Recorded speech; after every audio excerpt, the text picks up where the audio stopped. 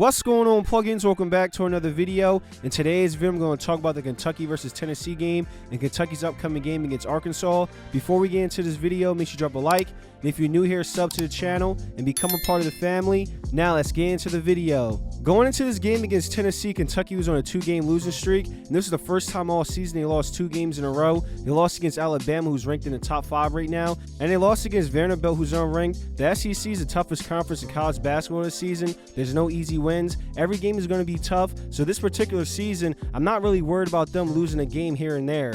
Kentucky fans are worried going into this game against Tennessee because 2 key players are out with injury. Lamont Butler was out with a shoulder injury, and Andrew Carr had a back injury. Lamont Butler ended up not playing, but Andrew Carr tried to give it a go, but he ended up only playing about 2 minutes, and we didn't see him for the rest of the game. Kentucky was dealing with all that going into this must-win type of game, and they played better than we all expected. They started the game out on fire. Mark Pope had his team locked in. You could just tell early in the game they're going to have a great night shooting the ball. As the team that ended the game shooting 50% from 3, Kobe Bryant was perfect going 3 for 3, and Jackson Robinson was 4 for 9, and Ansley was 4 for 7. The starting 5 for Kentucky scored double-digit points, so that right there lets you know they were balling this game. Tennessee is considered one of the best defensive teams in college basketball, so I didn't expect Kentucky to be shooting this well, and Tennessee was struggling shooting the ball this game. They shot 24% from 3 and 34% from the field. But even though Tennessee was shooting poorly, they went on an 11-0 run to end the first half, and they had a 3-point lead over Kentucky going into the second half. In the second half, Kentucky looked like they were in control of the game. They had a nice lead, but in the last 4 minutes of the game, things got tight and Kentucky was letting Tennessee hang around when they should have put them away.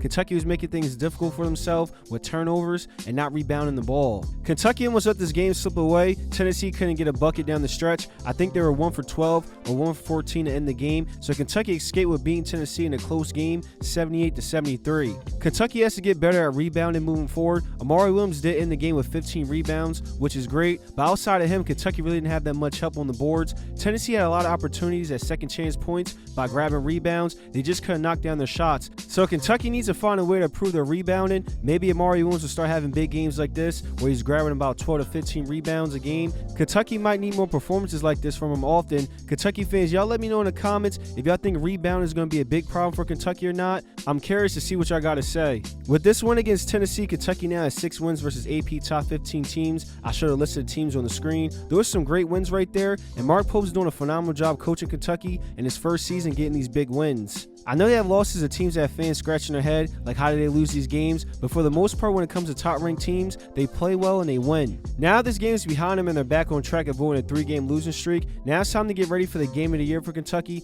and that's the matchup against Arkansas. Everyone has been waiting for this game because Coach Cal's return to the Rump Arena. This is going to be a high-intensity, high-energy game. A lot of college basketball fans are going to be tuning into this game. I'm curious to see how this game is going to go. Arkansas has some talented players, but they're not doing well winning games in the SEC. They're currently 1-6 in the SEC, and Kentucky has been doing well with a 4-3 record. Kentucky's battle-tested. Like I said earlier in the video, they already proved they can beat good teams with all those wins they have against ranked opponents. I'm expecting this game to be close. Coach Carr doesn't want to roll into Rump Arena and get embarrassed, so I expect Arkansas to be locked in, ready to play. I wish Arkansas had their top freshman Boogie Flam playing. He's out for the season with a hand injury. This game can go either way. I'll be shocked if it turns into a blowout. I'll drop a video for you on Sunday, so be on the lookout for that. Kentucky fans, how y'all feeling after the win against Tennessee? Will Kentucky beat Arkansas? Do you think they'll win in a blowout? Drop your opinions in the comments. Drop a like on the video and sub to the channel. I'm dropping a few videos this weekend, so make sure you turn on post notifications so you know when I post. I appreciate y'all, and I'll see you in the next video.